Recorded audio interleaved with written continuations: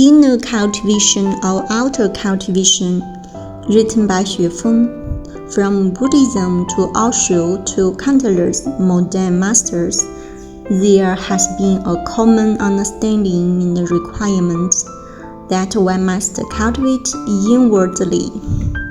The core meaning of the inner cultivation is that Buddha nature is inherently complete. By turning inward, one can return to original purity, realize the Tao, and attain immortality. This understanding and requirement of inner cultivation is correct, because the ultimate goal of cultivation is to perfect consciousness, to refine the life's non-material structure. Everything else is an illusion. Only consciousness and the structure of life are real. Phenomena and functions are but the external and manifestations of essence. However, without the foundation of outer cultivation, what is there to cultivate inwardly? Cultivate what? You might cultivate inwardly and end up with a mouse or a snake, or even turn yourself into a demon or a monster. Don't believe it? Some animals will take the first creature they see after birth as their mother. A child who grows up among wolves will become a wolf child. People living in isolated mountain villages often believe that what they see and hear is the entirety of the universe. Without outer cultivation, one ends up cultivating arrogance like the frog at the bottom of a well, or narrow-mindedness like the mouse short-sighted. Lifechanyuan revealed in the structural characteristics of a civilized society. Who am I? Where do I come from? Where am I going? Suppose you wake up one day and lose all your memories. Then who are you? The reason you believe in the existence of an I is because you remember yourself, your appearance, your social relations, your past experience, all continuing until you wake up. Therefore, you think the I exists.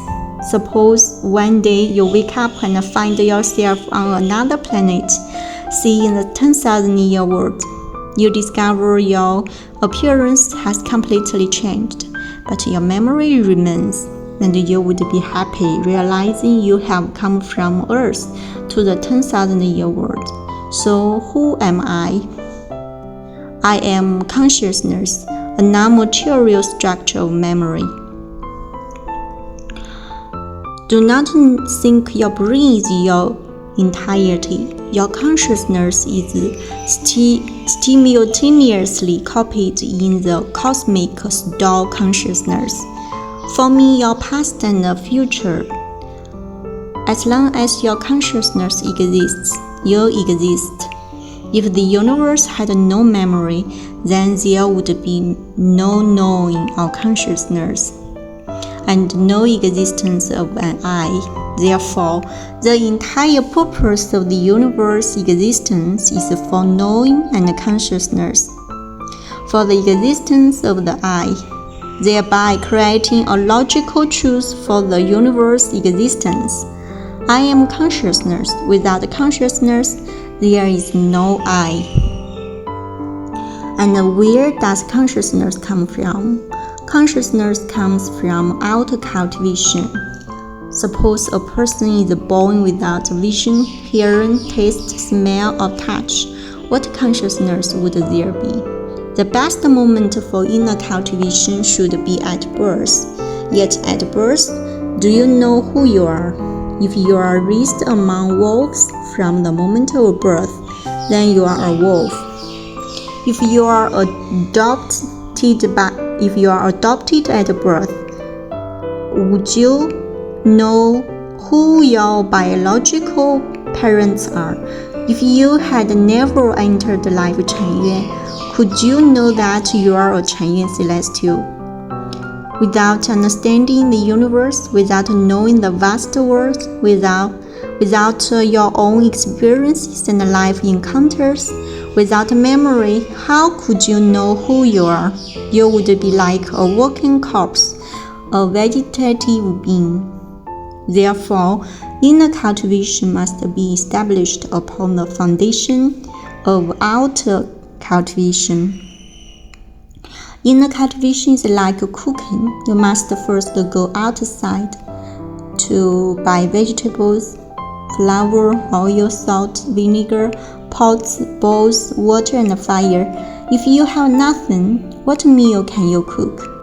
Without the accumulation of knowledge from primary, secondary, and university education, or without the experience of production, life, and work, how can you dream of becoming a PDH?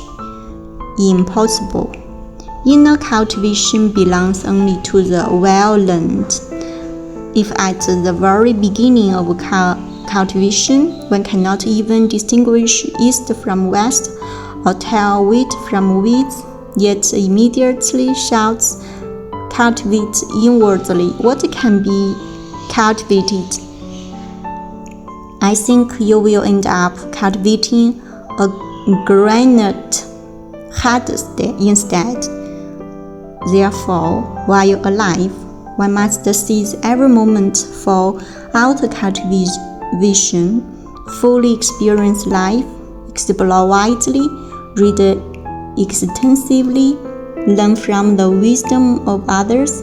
Upon preparing abundant material, one can then continually reflect, continually test, thereby deepening understanding, transforming thought, perfecting consciousness, and refining the life's non-material structure. Inner cultivation must be founded on outer cultivation. One must cultivate inwardly while cultivating outwardly. Otherwise, it's like turning into a library display cabinet or a garbage bin.